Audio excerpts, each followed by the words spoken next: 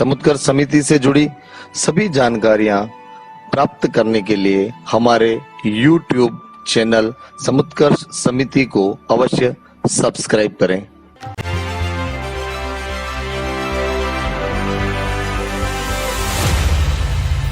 आज आप रक्त रंजित युद्ध को टालने के लिए उनको मृत्यु के मुख में भेज दिया, किंतु अधर्म का जो पक्ष आपने लिया है, ये आगे आने वाले समय में यहां से कुछ दूर ब्याज सहित इसका मूल्य चुकाएगा। आओ वासुदेव, मैं तुमसे मिलने के लिए कब से उत्सुक हूं। मैं इसलिए तुम्हें देखना चाहता था कि तुमने अधर्म का नाश करके धर्म की संस्थापना का जो मार्ग अपनाया है, इस संपूर्ण आर्याव्रत में धर्म की रक्षा करने का उत्तरदायित्व ये वेदव्यास और तुम्हारे ऊपर ही है।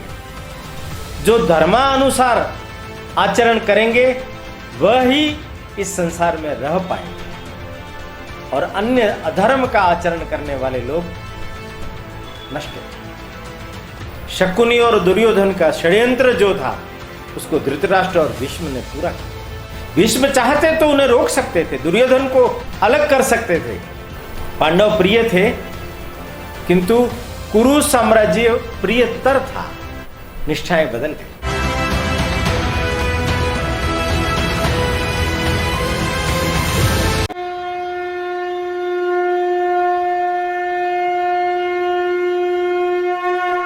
आज हमारे बीच में हमारे जो मुख्य उद्बोधन करता है, हमारे प्रेरक, हमारे पथ प्रदर्शक,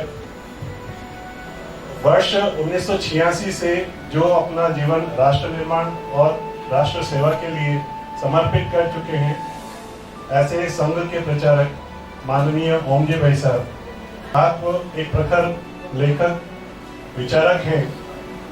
आप द्वारा कई पुस्तकें लिखी गई हैं, जिनमें मेवाड़ गौरव गाथा, जन जन के महावीर, पन्नादाय, बाबा रामदेव जैसी 25 पुस्तकों का आपने लेखन किया है, और जो आज हमारे बीच में हमारे ज्ञानवर्धन के लिए आज प्रकाशित होकर हमारे बीच में है। मैं आज के इस पुनीत अवसर पर मान्यवर भाई साहब से निवेदन करूंगी कि हमें प्रबोधन प्रदान करें। आदरणीय ओमजी भाई साहब।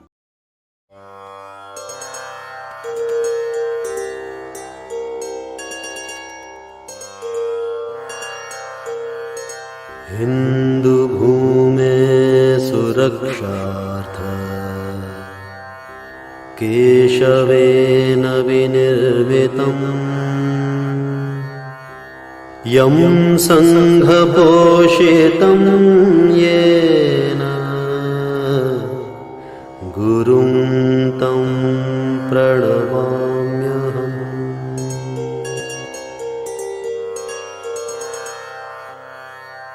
नमस्कार। समुत्कर्ष व्याख्यान श्रृंखला यतो धर्मस्ततो जय में आप सभी लोगों का हार्दिक स्वागत है। पिछली बार के एपिसोड में हम लोगों ने पांडवों के हिडंब वन से चल करके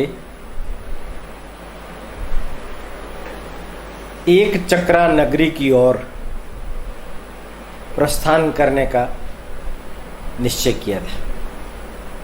हिडिंबा के घटोत्कच पुत्र पैदा हुआ। राक्षसी वृत्ति का होने के कारण से वो जल्दी से बड़ा हो गया था। उसने भी विनती की थी कि जब कभी भी मेरी आवश्यकता पड़े तो आप याद करना, मैं आप लोगों के सहयोग में हमेशा तत्पर रहूंगा। इस कहानी के आगे की कहानी वो अगले एपिसोड में हम सुनेंगे। आज एक नया एपिसोड बीच में आ रहा है, और वो है एक ऐसे महामानव का जिसने नर से नरोत्तम और नरोत्तम से नारायण बनने की अपनी आकांक्षा को मूर्त रूप दिया। यतो धर्मस ततो जय। जहां कृष्ण है वहां विजय है। माने कृष्ण धर्म के पर्याय बन गए। कृष्ण का हर आचरण, कृष्ण का हर कदम, कृष्ण के जीवन की हर घटना धर्म का पर्याय बन गई। कृष्ण यानी धर्म, धर्म यानी कृष्ण। ठीक वैसे ही जैसे श्री कृष्ण द्वैपायन, वो भी धर्म के बहुत बड़े प्रतिनिधि बन करके उन्होंने आश्रम व्यवस्था को जागृत किया, ऋषि मुनियों की तप तपस्या को जागृत किया, निर्धनता में भी अपने जीवन को धर्मनिष्ठ सत्यनिष्ठ रख करके उस परमपिता परमात्मा की खोज में अपना जीवन लगा देना, अर्पण कर देना और धर्म की संस्थापना में अपना योगदान देना। ये दोनों ही कृष्ण धर्म के पर्याय बन करके महाभारत में पग पग पर हमारा निर्देश करते हैं। हम जानते हैं कृष्ण भगवान का पूरा जीवन मुझे दोहराने की आवश्यकता नहीं। हम जानते हैं कृष्ण भगवान का जो जन्म है वो अष्टमी के दिन हुआ, कृष्ण पक्ष की अष्टमी। आप गौर करना, मैं एक चीज की ओर आपका ध्यान केंद्रित करता हूं। अमावस्या में चंद्रमा विलीन हो जाता है और पूर्णिमा पर चंद्रमा पूर्ण यौवन पर खड़ा होता है। क्या अष्टमी का चंद्र देखा? चाहे कृष्ण पक्ष का चंद्र हो चाहे शुक्ल पक्ष का चंद्र हो, एक ही जैसा दिखेगा। यह बहुत बड़ा प्रतीक है। कृष्ण जैसे व्यक्ति ने अपने जन्म के लिए अष्टमी को चुना, वो भी कृष्ण पक्ष की, पर कृष्ण पक्ष और शुक्ल पक्ष कृष्ण के लिए कोई मायना नहीं रखती। एक ही चीज मायना रखती है, वो है स्थिरता, स्थिर चित्त वृत्ति। अपने जीवन का लक्ष्य धर्म की संस्थापना के लिए संपूर्ण आर्याव्रत के अंदर जो कुछ भी मुझे करना पड़ेगा वो मैं करूंगा, वो धर्माचरण होगा। अपना मामा कंस, जिसने मां और पिताजी को जेल में डाल दिया था, उसके अग्रजों को शिला पर पटक करके निर्ममता निर्दयता पूर्वक मार डाला था। उसका बदला लेने के लिए नहीं, ध्यान से समझिए, उसका बदला लेने के लिए नहीं, अपितु कंस अधर्म का प्रतीक बन गया था। जरासंध की पुत्रियां अस्ति और प्राप्ति, उनसे विवाह करने के बाद तो वो निरंकुश हो गया। उसकी आसुरी सत्ता का नाश करना, धर्म की स्थापना करना, यही एकमेव कारण था जिसके कारण से श्री कृष्ण ने कंस को अपने एक ही मुक्के से नष्ट कर। यह कृष्ण के जीवन का टर्निंग पॉइंट है। उससे पहले भी उसने गोकुल में अनेक क्रांतिकारी कदम उठाए हैं। पूतना, अन्य नरकासुर, बकासुर, कितने ही लोगों का वध कर देना, उनके ऊपर आई हुई सब आपत्तियों का निवारण कर देना, इंद्र जैसे देवलोक के सर्वशक्तिमान व्यक्ति को चुनौती देना, गोकुल के लोगों का संगठन खड़ा करके मथुरा के लोगों के बीच में विश्वास पैदा करना, अनेक घटनाएं। कृष्ण ने कंस के पराभव के बाद अपने जीवन का एक बहुत बड़ा राजनीतिक उन्नयन ये प्रारंभ किया। हम सब जानते हैं सांदीपनी के आश्रम में रहकर के कृष्ण और बलराम ने 1 महीने में 64 कलाओं की शिक्षा प्राप्त कर ली थी। माने उनकी ग्राहक क्षमता कितनी अद्भुत होगी। सांदीपनी परशुराम के शिष्य हैं। परशुराम ने उन्हें सभी प्रकार के अस्त्र शस्त्रों में निष्णात किया था। इस कारण से सांदीपनी ने बलराम को गदा युद्ध में दक्ष किया। बलराम उस जमाने में विश्व स्तरीय एकमेव गदा युद्ध के ज्ञाता थे और कृष्ण उनके बारे में ऐसा कहते हैं, सांदीपनी के आश्रम में रहते हुए 4 घोड़ों से जुता हुआ रथ अत्यंत ही द्रुत गति से अगर जा रहा हो तो कृष्ण उस दौड़ते हुए रथ के ऊपर क्षिप्र गति से चढ़ जाएंगे, घोड़ों की वल्गा अपने हाथ में थाम लेंगे, अपना धनुष चढ़ा लेंगे और प्रत्यंचा खींच करके धनुष से निशाने पर वार कर देंगे और सफलतापूर्वक ये काम होगा। इसमें बहुत कम क्षणों में ये काम पूरा हो जाएगा।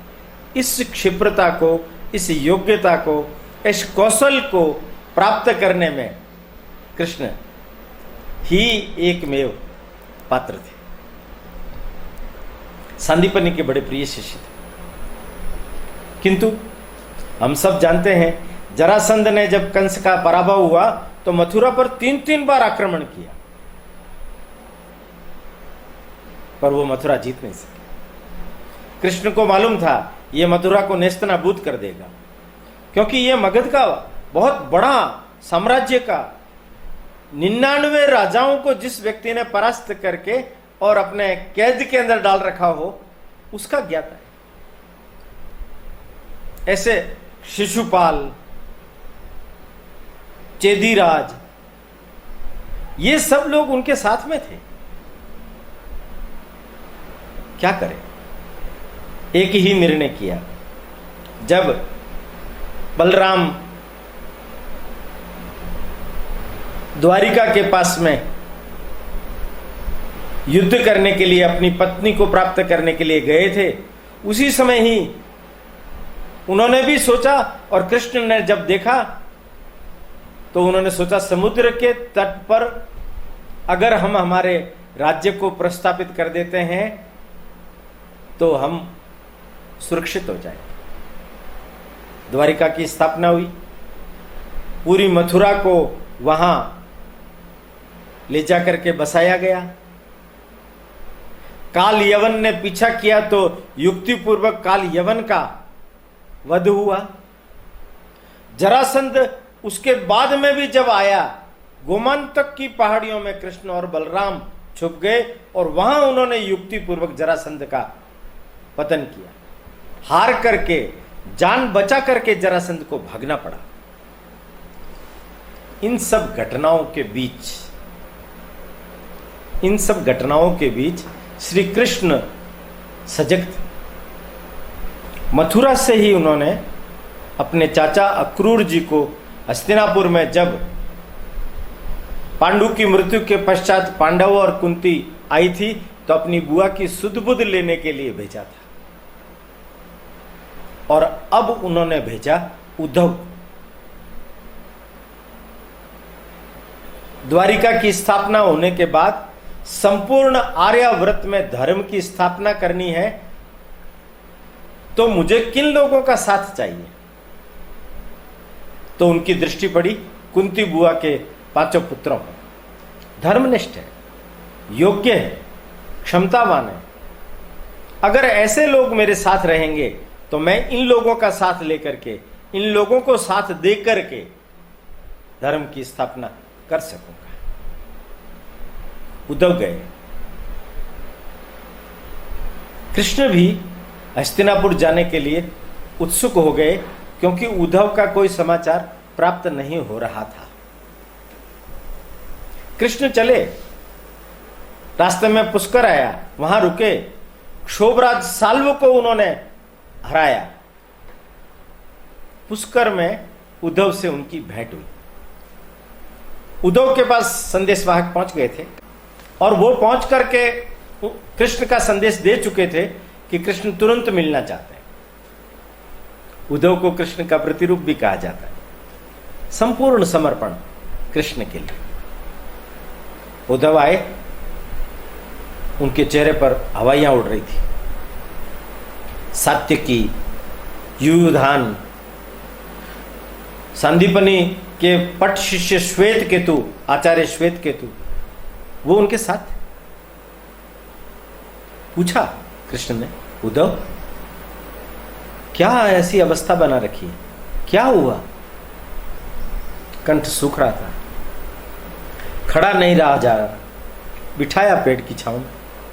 उसके मुख से सिर्फ इतना ही निकला, पांडव नहीं रहे, कुंती बुआ भी नहीं रही, जल करके भस्म हो गए। क्या कह रहे हो तुम? पांडव नहीं रहे कैसे? रुको, पानी लेके आए सात्यकी, पानी पिलाया, थोड़ा देर विश्राम किया। अब कहो विस्तार से सारी बात। तो फिर उन्होंने सारा समाचार दिया। लाक्षागृह तक मैं साथ था। पांडवों को जानबूझ करके मृत्यु के मुख में भेजने का शकुनी और दुर्योधन का षड्यंत्र जो था, उसको धृतराष्ट्र और भीष्म ने पूरा किया। भीष्म चाहते तो उन्हें रोक सकते थे, दुर्योधन को अलग कर सकते थे, पर भीष्म डर गए। पांडव प्रिय थे, किंतु कुरु साम्राज्य प्रियतर था। निष्ठाएं बदल गई, चले गए। और वहां पता नहीं, मैं वहां से निकला, नाना आर्यक नागदेश, ये जहां इडम्ब वन है उसके पास में ही नाग प्रदेश, नागाओं का। उस नाग प्रदेश में नाना आर्यक से मिलने के लिए वो चले गए। वहां की राजधानी उत्कोचक, वहां से लौट करके अभी आए।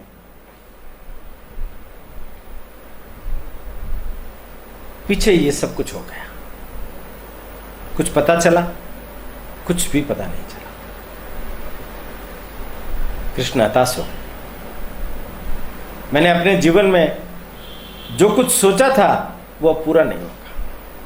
पांडव चले गए, मैं अपने लक्ष्य से विमुख होकर के कैसे जी पाऊंगा? तो सात्यकी ने कहा कि वापस द्वारिका चलें? नहीं। श्वेत केतु को बोला, तुम जाओ द्रुपद के यहां, और मैं जाता हूं हस्तिनापुर। हस्तिनापुर? अब वहां क्या बचा है? वहां तो वो सब लोग अधर्म के रास्ते पर चलने वाले हैं। उनके बीच में जाकर के तुम्हें क्या आशा की किरण दिखेगी? उनका नहीं।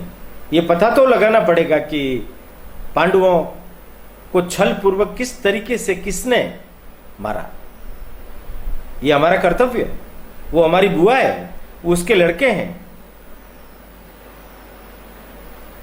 श्वेत केतु को द्रुपद के यहां भेजने के पीछे का कारण यह था कि द्रुपद ने आचार्य सांदीपनि के माध्यम से कृष्ण के पास यह प्रस्ताव भिजवाया था कि मैं तुम्हें अपने जामाता के रूप में, द्रौपदी के पति के रूप में वर्ण करने के लिए प्रस्ताव करता। श्वेत केतु को आगे की ठीक योजना समझा करके द्रुपद के पास भेजा और स्वयं हस्तिनापुर गए। कृष्ण हस्तिनापुर आ रहे हैं। हस्तिनापुर में खलबली मच गई। हस्तिनापुर भाई कंपित हो गया। हस्तिनापुर के अंदर डर फैल गया। कृष्ण आ रहे हैं, कृष्ण आ रहे हैं। कृष्ण से पहले कृष्ण की संपूर्ण घटनाएं, उनकी कीर्ति वहां पहुंच चुकी थी। यह शकुनी, दुर्योधन, कर्ण बैठ करके भी चर्चा कर रहे थे। दुर्योधन डर रहा था, अब क्या होगा। कर्ण उत्सुक था कृष्ण से मिलने के लिए।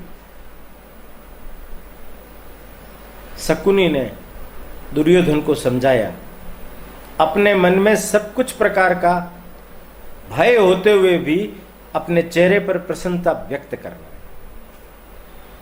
शत्रु को तभी जीता जा सकता है जब शत्रु की प्रशंसा के पुल बांध दिए जाए, प्रशंसा में डुबो दिया जाए। वो आपकी मन की था नहीं ले पाएगा।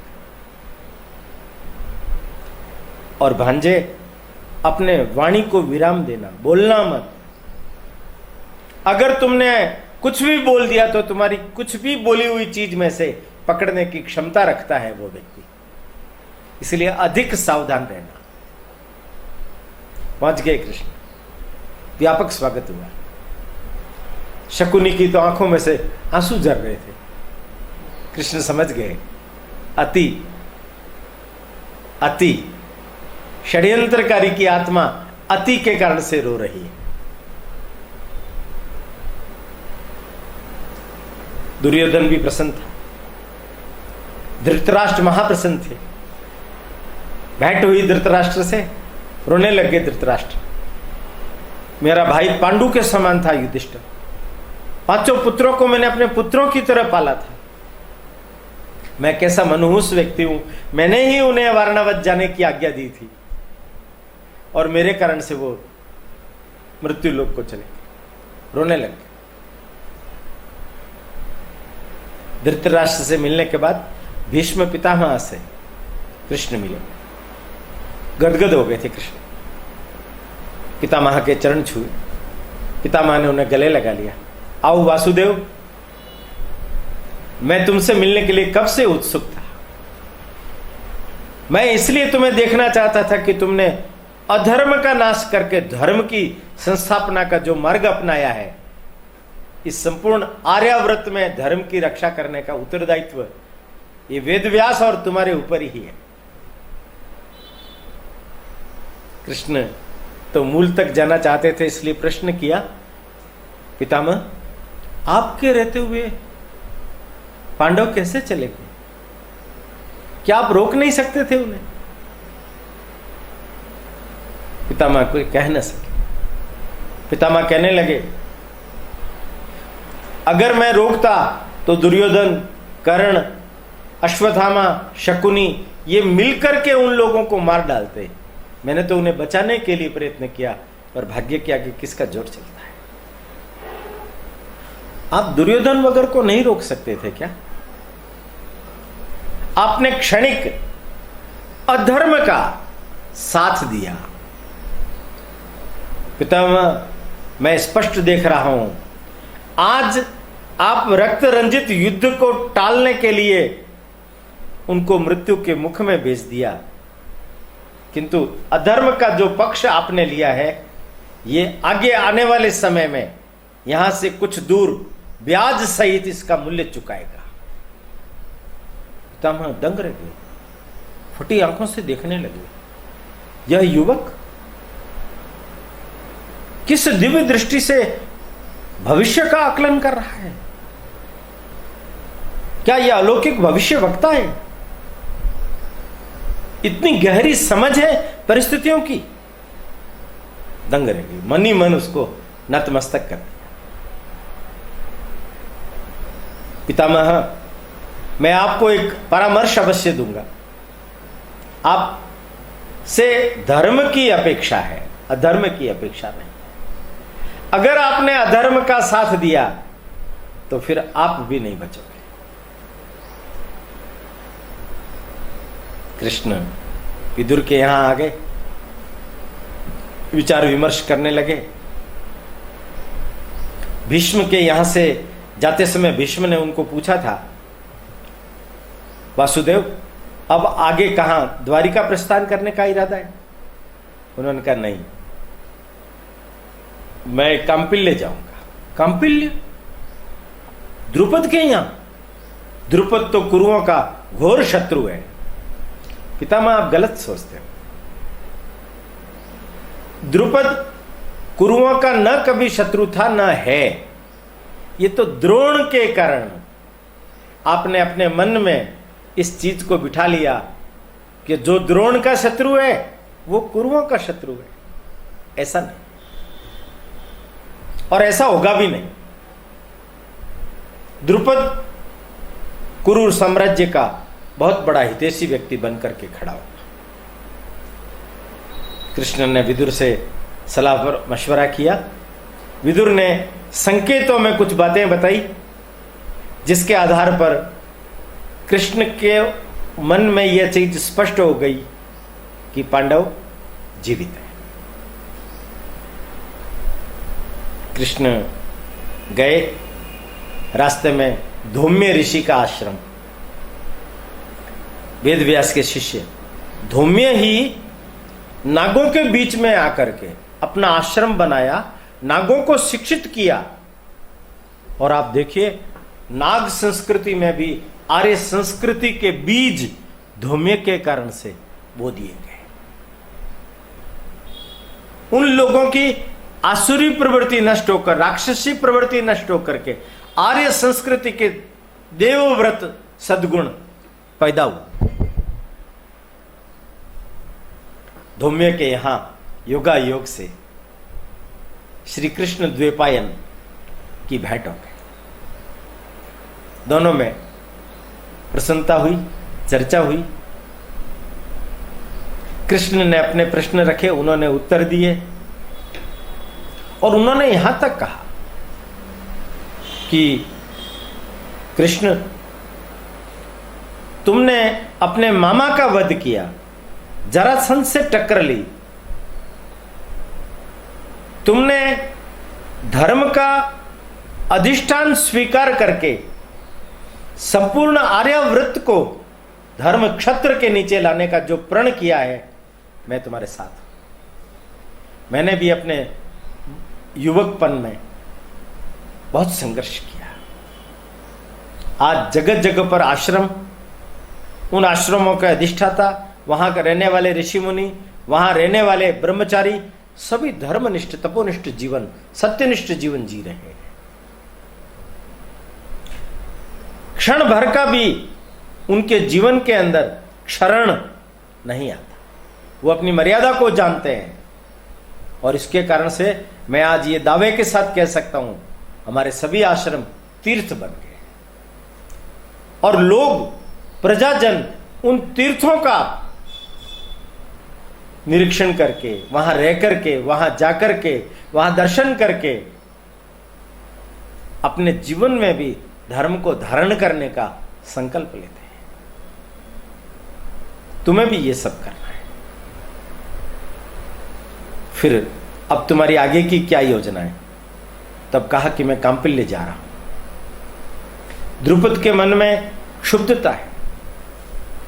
द्रोण से पराजित जो हुआ है द्रुपद, उसके कारण से उसके मन में और उनके परिवार के मन में यह एक व्यथा है। हम बदला लेना चाहते हैं, हम प्रतिशोध लेना चाहते हैं, हम द्रोण को परास्त करना चाहते हैं। द्रोण को कुरु साम्राज्य ने शरण दी है, इसलिए हम कुरु साम्राज्य के भी विरुद्ध हैं। यह आपसी वैमनस्य, उसको निकालकर, प्रतिशोध की भावना को निकाल करके, उनको भी, जो धर्मनिष्ठ व्यक्ति है, धर्मनिष्ठ राजा है, उनको मैं सद प्रेरणा देने का प्रयत्न करूंगा। मैं सफल होऊंगा या नहीं मुझे नहीं मालूम, पर मैं जा रहा हूं। व्यास मुस्कुराए।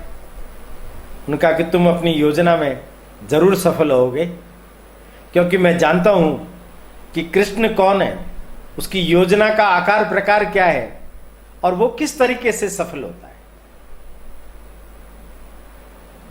कृष्ण ने धीरे से कहा, पितामह, क्या आप मानते हैं कि पांडव जीवित हैं? मुस्कुराए व्यास, कहने लगे, पता नहीं भैया, हम तो नहीं जानते, पर होंगे शायद जीवित, चाहे सदेह चाहे विदेह, होंगे शायद जीवित। कृष्ण ने प्रणाम किया, आशीर्वाद लिया। वेदव्यास ने विजयी भव बोला, चल दिया। कृष्ण पहुंचे कांपिल्य, वहां भरपूर स्वागत हुआ। द्रुपद के साथ में चर्चा हुई। उनका ज्येष्ठ पुत्र धृष्टद्युम्न,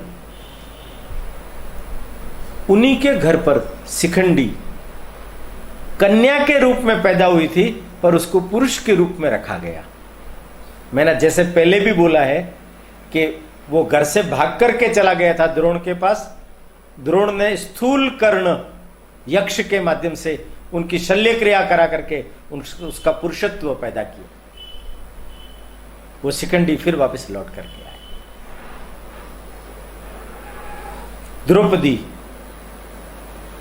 द्रौपदी और धृष्टद्युम्न के जन्म की कथा अगले एपिसोड में कहूंगा।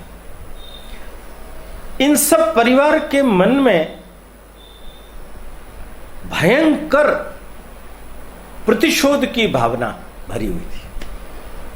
वे चाहते थे कृष्ण के साथ द्रौपदी का अगर विवाह हो जाए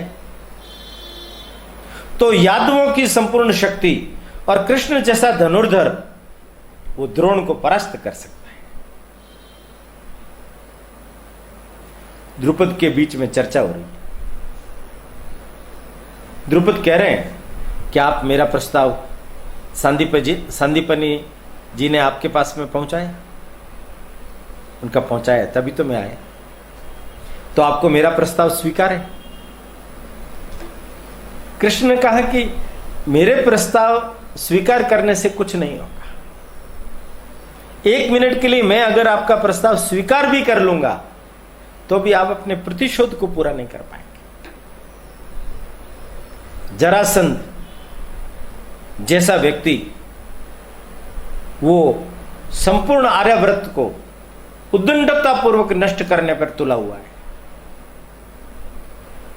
उसके साथ हम कैसे लोहा लेंगे? कुरु भीष्म पितामह के समक्ष कौन लोहा ले सकता है? द्रुपद निराश हो गए, बहुत दुराग्रह करने लगे। आप केवल हां कर लीजिए, आपके जैसा जो धनुर्धर है वो दुनिया में कोई नहीं है।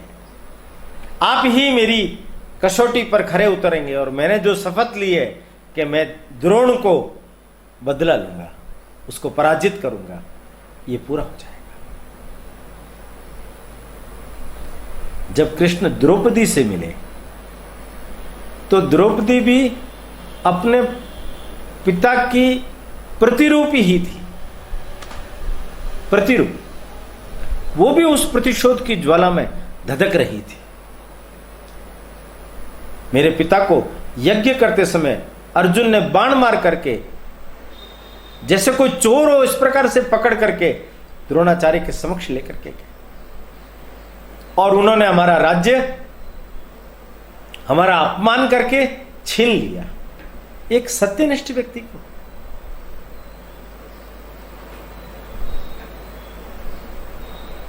मैं आपके साथ विवाह करना चाहती हूं, इससे मेरे पिता का प्रतिशोध पूरा करने में मदद मिलेगी।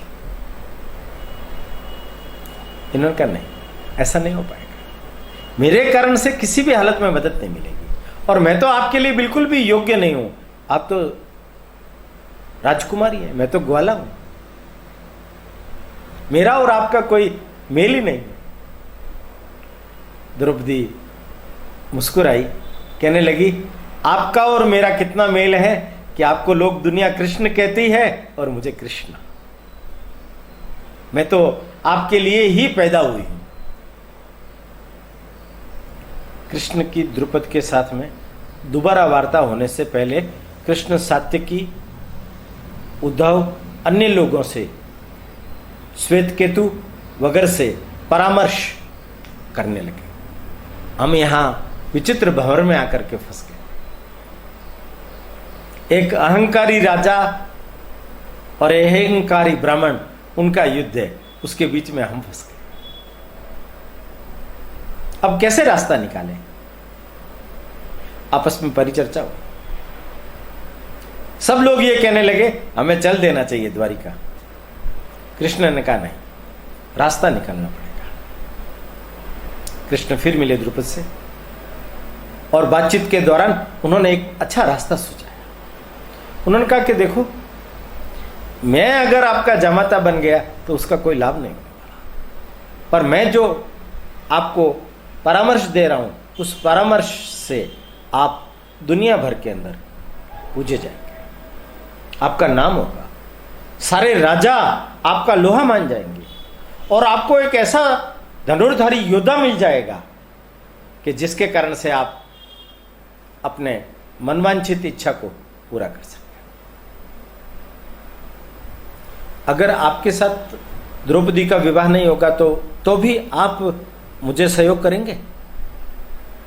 उन्होंने कहा हाँ करूंगा, क्यों नहीं करूंगा। द्रुपद ने कहा एक बात मैं आपको कहना चाहता हूं, मैंने बहुत स्पष्ट रूप से सोचा हुआ है, मैं द्रौपदी का हाथ कृष्ण के हाथ में दूंगा और कृष्ण इनकार कर देगा तो जानते हो मैं क्या करूंगा? जरासंध ने मेरे साथ में संधि का प्रस्ताव भेजा है, उसका पुत्र मेघ संधि, उसके लिए द्रौपदी का हाथ मांगा है। मैं द्रौपदी को उसके साथ बांध दूंगा, जरासंध का मुझे साथ मिल जाएगा और जरासंध को साथ लेकर के कुरु साम्राज्य का मैं निस्तनाभूत निर्वंश कर दूंगा। कृष्ण ने कहा कि आपकी बात तो ठीक है, किंतु किसी भी स्त्री को केवल उसके पिता के शपथ के लक्ष्य के साथ में जोड़ देना, प्रतिशोध के साथ में जोड़ देना, जीवन भर का उसका साथ होता है, क्या वो सुखी रह पाएगी? मैं जो रास्ता बताता हूं उसमें सब ठीक होगा। आप देखिए शिशुपाल को, आप देखिए चेदीराज को, जरासंध के साथ में संधि करने के बाद उनकी मृत्यु सुनिश्चित है, आपकी भी मृत्यु हो जाएगी। आप जरासंध को जानते हैं? द्रुपद कृष्ण की ओर ताकते रह गए, फिर धीरे से बोले, आपका परामर्श क्या है? स्वयंवर कीजिए। स्वयंवर? हां, सबको बुलाइए। द्रौपदी स्वयं अपने लिए वर का चयन करेगी, दुनिया का सर्वश्रेष्ठ व्यक्ति का चयन करेगी, किंतु स्वयंवर में एक प्रतिभागी के लिए एक प्रतियोगिता रख लीजिए और सर्वश्रेष्ठ धनुर्धर ही उस प्रतियोगिता में सफल हो, ऐसी युक्ति कीजिए। किंतु ध्यान रहे इसकी चर्चा किसी से नहीं करनी है कि प्रतियोगिता में भाग लेने के लिए क्या आयोजन रखा गया है। द्रुपद ने कहा, यह बात तो आपकी मेरे को समझ में आ गई, सारे आर्यावर्त के राजा एकत्रित होंगे, आप भी आएंगे ना? मैं तो यही हूं, सारा यादव कुल आएगा, अच्छे अच्छे यादव योद्धा भी आएंगे। संदीपनी से, श्वेत केतु से, उद्बोधन से परामर्श करके हम लोग निर्णय करेंगे कि परीक्षा किस प्रकार की, किंतु उस परीक्षा को उद्घाटित नहीं करना है। जिस समय सब राजा आ जाए उसी समय ही इस चीज को लोगों के सामने रखा जाए, और जो योद्धा होगा, कोई भी योद्धा हो सकता है, जो योद्धा होगा वो आगे बढ़ जाएगा और आपको सर्वश्रेष्ठ योद्धा मिलेगा। और जितने सारे राजा आएंगे, दुर्योधन भी आएगा, कर्ण भी आएगा, कुरु साम्राज्य भी आएगा, जरासंध भी आएगा, उन सबके समक्ष ये जो आपकी विजय होगी, ये द्रोण का पराभव होगा। आपकी प्रतिज्ञा द्रोण को बिना पराजित किए हुए ही पूरी हो जाएगी। द्रुपद के चेहरे पर मुस्कुराहट आ गई, उसे लगा मेरा सपना पूरा हो जाएगा, मेरा प्रतिशोध पूरा हो जाएगा। वो सहमत हो गए। कृष्ण ने कहा, तो सबसे पहला काम कीजिए, सबसे पहला काम कीजिए कि अगले चैत्र मास में द्रौपदी का स्वयंवर कौंपिल्य में आयोजित किया जा रहा है। सभी राज्यों को उसका निमंत्रण पत्रक भेज दिया जाए। द्रुपद सहमत हो गए। स्वयंवर की तैयारी प्रारंभ हो गई। संदीपनी की प्रतीक्षा की जाने लगी कि जब संदीपनी आ जाएंगे तब बैठ करके श्वेत केतु के साथ, श्वेत केतु को स्वयंवर की संपूर्ण योजना का मुख्य प्रबंधक नियुक्त कर दिया गया। कृष्ण वापस अपने शिविर में लौट आए और वहां से उन्होंने उद्धव को धौम्य ऋषि के आश्रम में भेजा। अपनी सारी योजना को वेदव्यास जी के समक्ष रखने के लिए और पांडव जीवित है उनको खोज करके इस स्वयंवर में भाग लेने के लिए उन्हें उत्प्रेरित किया जाए, उसके लिए वेद व्यास जी के द्वारा प्रयत्न किया जाना चाहिए और वो लोग यहां आए, इसकी सुनिश्चितता कर ली जाए। सात्यकी ने मजाक में कृष्ण से बोला कि जब आप द्रौपदी से विवाह नहीं करना चाहते या हम लोगों को विवाह करने से वंचित रखना चाहते हो, इसलिए इस प्रकार का परीक्षा का आयोजन रखा है क्या? कृष्ण मुस्कुराए और कहने लगे शायद ऐसा ही होगा, किंतु मैंने ये क्यों किया है मैं बहुत दूर तक देख रहा हूं। इस एक घटना से संपूर्ण आर्याव्रत के अंदर यह एक संदेश चला जाएगा कि अधर्म का राज्य समाप्त, धर्म राज्य की ओर हम सब लोगों को आगे बढ़ना है। जो धर्मानुसार आचरण करेंगे वह ही इस संसार में रह पाएंगे और अन्य अधर्म का आचरण करने वाले लोग नष्ट हो जाएंगे। आज इस कथा को मैं यहीं विराम देता हूं। अगली कथा में हिडम्ब वन से निकल करके और एक चकरा नगरी में पहुंचते हैं और वहां से वेद व्यास का संदेश पाकर के कांपिल्य पहुंचते हैं। इसकी पूरी बीच की कहानी अगले एपिसोड में हम सुनेंगे। तब तक के लिए प्रणाम। समुत्कर्ष समिति से जुड़ी सभी जानकारियां प्राप्त करने के लिए हमारे YouTube चैनल समुत्कर्ष समिति को अवश्य सब्सक्राइब करें। आप सभी का समुत्कर्ष समिति के प्रति यही स्नेह और आत्मीय भाव बना रहे। धन्यवाद।